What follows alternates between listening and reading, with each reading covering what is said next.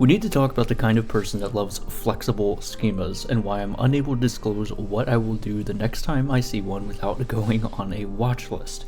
A few years ago, I worked at a company that had received $1 million from Fang, that's Facebook for the one art historian that reads this blog, to produce an AI and data classification tool. For some of you super slick operators out there in your diamond-clad superstructures where Kubernetes is a real thing, the phrase web scale doesn't make you assume your interlocutor? Is that even a word? Interlocutor is a moron, and you spend your days rightfully leering down at the little ants scurrying around from on high. This might seem like a very small amount of money. For this organization, $1 million was the largest sum of money they had ever received. It immediately went on everyone's CV. Of course, only like 3 people were working on it, but everyone took credit nonetheless. Without going into details, this was also the only AI product I've seen at a company where I've actually worked at with clear, unambiguous goals that were almost certainly achievable due to the volume of valuable data they had. And to top it off, it had actual positive societal outcomes. I was one of the 2 data scientists joining the project at a late stage because it had been lagging a bit. The experienced engineers are already upset. I believe it was in the Mythical Man month that I read a project should allow no small slippages. Something is either going to be on time or considerably delayed, although evidently we still haven't learned from a book written in 1975. However, the other data scientist was a very close friend and now code director at our own company, so I knew that things would be in good shape on the AI end of things. They just needed a hand getting some projects across the line, maybe someone to pair program with. The models were basically already working by the time I joined, so all that was left was to check in on the last member of the team. Fucking Derek. I got a feeling I already know where this is going because I've worked with quite a few Dereks in my time, not specifically Derek by name, but a few different Dereks, and have been on a couple different teams that involved said Dereks, so this cannot go well. That absolute son of a bitch. There were 2 things that needed to be done. The first was the AI stuff. We used BERT encoding and did some deep learning for those interested, but it could have been a random forest like almost everything. Donezo. The second thing was very simple. The organization had many staff dedicated to data labeling using a series of access databases. Put simply, it's a database that non-technical staff can use, like a spreadsheet for data entry. Do not use spreadsheets for your data entry. Do not use spreadsheets for your data entry. Let me reiterate. Do not use spreadsheets for your data entry. Without all the chaos of untrained people creating your organization's data models for the rest of eternity. Good lord. Despite the good things spreadsheets enable, none of which are true, don't use spreadsheets. Please take a moment to reflect on whether they are actually worth the trade-off in light of that sentence. The organization wanted to replace that access interface with a simple web application so that some functionality could be added and new data could be pre-labeled by our machine learning work. To do so, they hired Derek, so named because I evidently decided that Derek is our default name for someone that hurts me. Sorry, Derek. Derek had one simple job: make a really easy CRUD app. Sounds straightforward, right? Create a simple authentication system, replicate 7 CRUD pages, create a SQL Server instance to store the data inside of Access. Easy. This is like junior level interview type of work. Very easy stuff. He had been working on it for 8 months before I joined. It was scheduled to leave 3 days after I joined. However, the application was basically finished, according to management, and Derek had received glowing praise for his extreme efficiency and quiet work ethic. He had also come highly recommended. On the very first day, he is asked to make an adjustment to the application, and he does so in 5 minutes. He very proudly says this is because the application is very flexible. I could have saved myself so much pain if I had run at this second. However, since my friend was quite inexperienced at running engineering projects, and I was too, but had some natural aptitude I guess, I decided to make sure the handover was graceful. I asked Derek to share his repository with us. The rest of this story is one train crashing in slow motion, and it has not actually stopped crashing 4 years later. Oh, did we work on the same project? I feel like we worked on the same project. None of the code was version controlled. He had been working for 8 months, and there was not a single commit in sight. It was all just a gigantic pile of files on his computer, and it was all undocumented and uncommented. Good God, man. I meander away, stunned. I return 5 minutes later and ask him to just put the whole dump of files in a repository and write up a quick Word document explaining how to run the application. Derek does as asked. The documentation is admittedly adequate.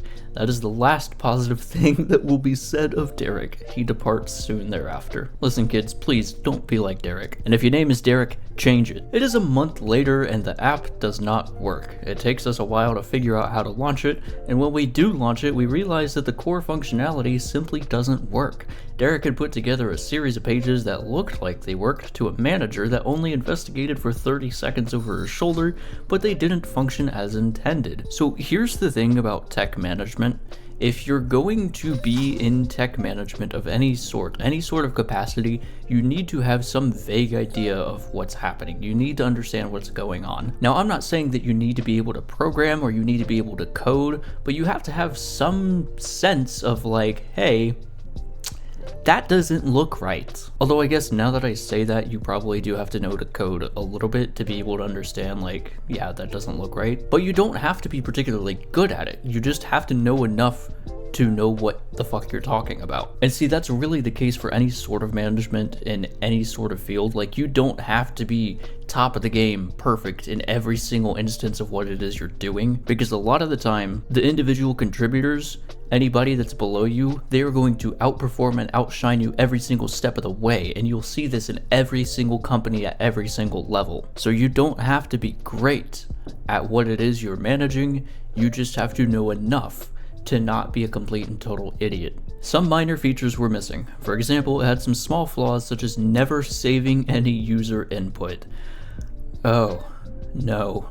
To complicate things further, the whole server was written in C# so bad I was put off the language for 2 years until being reassured by competent people that .NET is actually okay. No, it's not. .NET is just Microsoft flavored Java, and quite honestly, anything that's Microsoft flavored can get bent. Of course, I am saying this on a Microsoft built operating system, but the fact still remains, anything that is Microsoft flavored, no. And the front end was done with Angular. Well, that's the big problem right there. Done with Angular so ugly that I still think it must suck. It was, of course, a single page application for no fucking reason.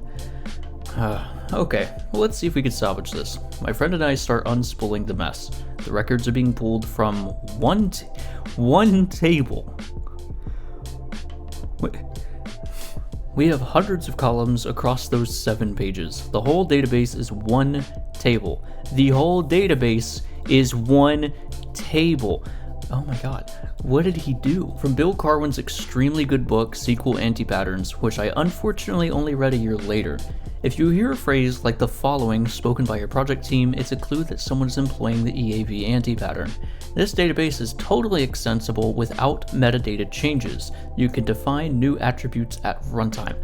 That sounds horrible. See, I've done a little bit of database work. Now, I'm not a database engineer, I'm not a data scientist, but I've done enough database work, built up my own stuff from the ground up, that like, I know you have to be able to lock stuff down very, very strictly if you want good secure databases. You shouldn't just be able to crack them open willy-nilly and extend them however you want. There has to be some level of security and some level of like, let's slap 13 locks on this motherfucker and keep going. Relational databases don't support that degree of flexibility. Yeah, no shit.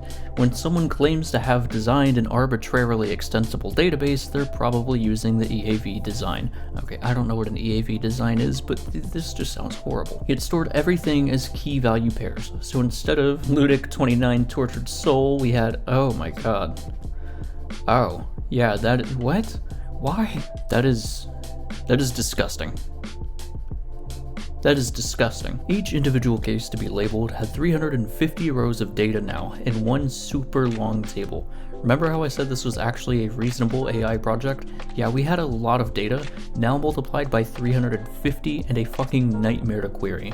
I opt to proceed by redoing the entire database. It takes a while. Then we rework the Angular app, also very painful, to work with a new, correct data model. The decision to just do the right thing here instead of limping on forever gave us huge speed benefits later on, and I think it's one of my proudest professional accomplishments, even though it sounds simple. It was boring, painful, and no one other than my friend would ever appreciate it. I knew that going in, and I still did it. Massive, massive props to this guy for doing this, because I know there's many engineers out there that when they see something like this, they're just going to shake their head and continue on with what it was, because it's too much of a hassle to rework it from the ground up to build it correctly the way it should have been built the first time. So seriously massive props to this guy for taking that on. Incidentally, I was allowed to do so only because management had been so negligent in allowing things to get to this state that they also didn't notice I was getting them out of the state, and thus couldn't insert their asinine opinions on how good practice is actually too slow. We've got to ship. After having worked on a couple different teams where management just has fuck all idea of what's actually going on, if you ever find yourself in a situation like that, one of two things are true. One, you've got it made and you can sit there and fuck off and just do whatever you need to do. Or two, it's going to be a nightmare of a job. 9 times out of 10, both of those things are true at the same time, so just be wary. Oh, you thought this was over? No. You see, the flexible schema is simply a portent of things to come. It is the blood moon hanging low in the sky, a malevolent eye bleeding crimson despair across the landscape.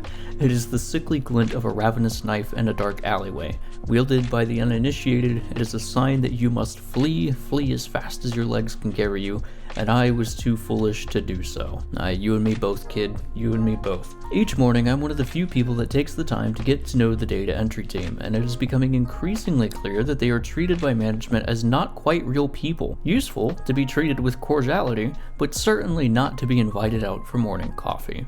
The core functionality is brought into a state where I know we can deliver on time, and I cheerfully mention this right before lunch. Oh, amazing, can we see it? We've been waiting years.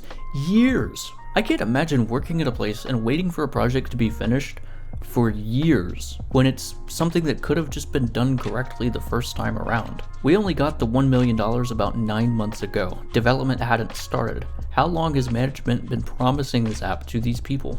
I didn't really have the time to look for these signs of dysfunction when I joined because of my visa status and not knowing what to look for those days.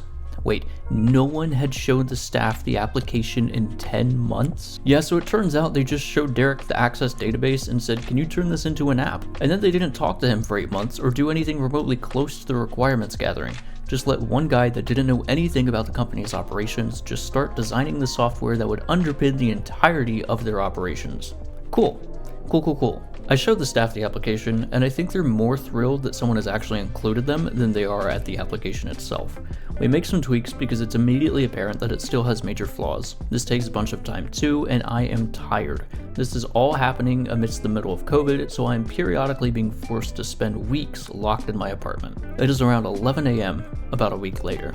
I'm working on a schema migration. I look at one of the Access databases that Derek had been populating his local SQL Server instance with.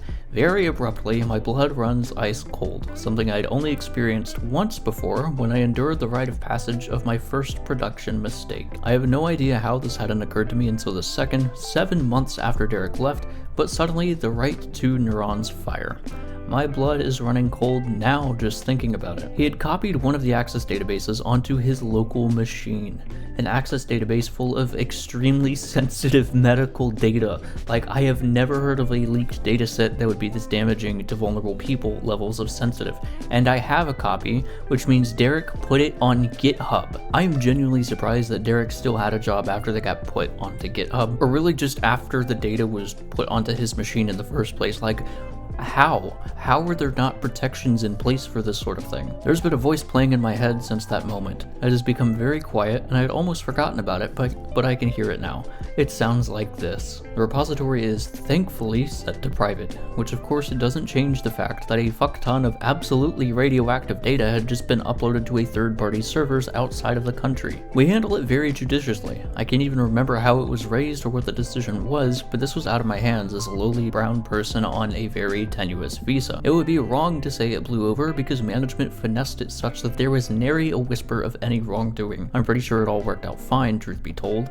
At this point I suspect that all the backups containing the breach have expired, and we hit the actual file with the BFG and then ran all sorts of things on our hard drives to ensure that the data wouldn't be recoverable even by specialists. Enterprise InfoSec isn't a fake circus moon though, am I right, fellow executives? I also just realized that he might have been working on a personal laptop. that we wouldn't have scrubbed clean. I need to take another moment to calm down. It is a week later. I'm deep in horrific depths of some helper function Derek wrote to produce some of the SQL Server tables. There is a comprehensive doc string at the top of the file, which is very unlike Derek. Maybe he isn't so bad. Copyright MedTech 2015, author Derek. That's not where I work.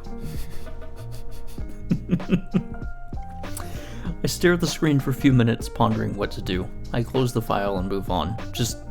Yeah. Honestly, same. The next day, management announces that remote work is canceled. Boo. And we need to be in 3 days a week because it will aid collaboration. Oh dear God. So here's the thing, this is 2024, and I know these events take place like a few years ago, it was peak COVID back then, but even still there's not much of a difference in the way our technology functioned and the way we could do remote work. That being said, roles such as these, software engineering, data engineering, there is literally no reason on earth to have all of the employees relevant to that job or that particular frame of that job have to be in office. I'm sorry, there's just no reason for it whatsoever. And I know you're gonna have some people say some things like, oh, but if you have junior developers, it's better for the juniors to come in so that way they can work closely with the seniors in office before going back and, gaining experience and then going fully remote. Which, don't get me wrong, I fully understand. However, that's just not the case at all. While it is a great argument, it just doesn't work. Now, to put this into perspective, I've been playing online games for years, and I know it's not the same thing as like working together with somebody. But here's the thing, if you have to team up with a ton of people and collaborate on like the exact movements and skills that you're going to use in whatever raid you're doing in World of Warcraft, for example, and you have to learn all this stuff fully remotely, either by experience or by reading the wiki or just trial and error or whatever the situation may be, not a single one of these people have ever met in person. They've never sat down together and were like, I'm going to teach you how to play this game, right? Now, I learned how to code fully remotely. I never had to go into an office for this. And at the same time, I've worked with people fully remotely. We've built enterprise level projects fully remote. I've taught people fully remote, and they have jobs now and are doing really well fully remotely. So to say that you need to be in office in order to have good collaboration so that way you can learn better, it just doesn't work. It's not a good argument. Our addle-brained senior manager, who has no idea what's happening but also put that 1 million on their CV, keeps forgetting whether they're usually honest with me or not. Each day they flip a coin and decide whether they're going to say, I'm so excited to come back to the office, it'll be great to see some people around again, great for productivity, and I hate this, but the executives are making us do it. God, I would prefer to be spending time with my grandchildren. Yeah, but the air conditioning in the office doesn't work very well, and I've suddenly remembered that I enjoy not being in a dimly lit room at 27 degrees Celsius, that's 80.6 degrees Fahrenheit for you wacky Americans, for 8 hours a day surrounded by lizard people. If I knew I didn't know this guy, I would swear we worked together. By sheer luck, my permanent residency is approved after years of struggle. I quit. Hell yeah, brother. Roll Tide. The most important person in the organization calls me to yell because they made me promise to stay in order to not get deported a while ago. Sometimes I think about their impotent fury paired with a flaccid repetition of, I just thought you were a man of your word, but I can see I was mistaken, and smile. Dude, and I used to know people like that, right? So long before I was a software engineer, I worked in the restaurant field. And like, it was great. I've got a love-hate relationship with it. I wouldn't ever want to go back to it personally, but like, if you ever have that shared trauma of working in customer service or retail, you know exactly what I'm talking about. If you leave, great, you never want to go back to it, but at the same time, part of you is like, oh god, I kind of miss it in a very trauma bonding way. But one of my old managers there, when I left the place, right, I initially left that way I could like focus full time on studying code and practicing and getting better at it. But when I left, this man talked so much shit about me behind my back, saying shit like, oh, he's never going to make it, he made such a huge mistake by leaving, he never should have left, blah blah blah blah blah. And I'm just like, dude, you can leave too, you don't have to stay here. Anyway, fuck them. In retrospect, I would be livid that I did so much to help them. But firstly, I was well paid. Secondly, the other engineer quits too within 2 months. Nice. One of my current clients, doing life-saving work that my team agreed to help pro bono, and I'm so proud of them for it, is in the periphery of that project. They confirmed recently that it still hasn't launched despite there being only a year of work, extreme upper bound estimate, left to launch at the time that I left for 2 competent engineers. Perish, nerds. Stupid smelly nerds! Bad programmers worry about the code, good programmers worry about data structures and their relationships, and front-end developers worry about the color of the buttons. What about the programmers that do neither? I do not know what it is about flexible schemas, but there's a certain type of person that probably has all the mental horsepower required to be a phenomenal engineer that simply gets stuck on their elegance and then never progresses any further. The fact that Derek had the working memory and patience to whip this grotesque Angular.NET schemaless abomination into something that even ran at all indicates that he has a level of pain tolerance and raw brain stuff that I cannot even approach. I can't handle things that badly designed, and it isn't just aesthetic sense or design intuition. The hardware in my skull isn't up to spec, but I just keep meeting that person. The first sign I'm dealing with an idiot pattern clone is always, oh, I found a way to not worry about our data model, ha ha ha, and it always ends with, I have single-handedly destroyed the infrastructure of this company. Also, you can never fire them because there is a schema. It lives in their incomprehensible code and in their brains. The worst part is that they're always so proud of the flexibility, as if they're the first fucking genius to realize that if you discard things like, oh, I don't know, database types and queryability and any sort of validation, then you can code without interruption, whatever that means. Then they exhibit this lack of judgment in every other area of their professional lives. I do not understand how they are both smarter than me in many respects, and then still don't understand how stupid this all is. Honestly, it's wild. It is years later. I'm brought onto a platform that is advertised as state of the art. Every competitor in the state is copying our implementation. On my first day, they tell me all ETL metadata and logging is stored in DynamoDB because it is more flexible. This was the first clue that they were idling their computers to the tune of $500,000. Ahem.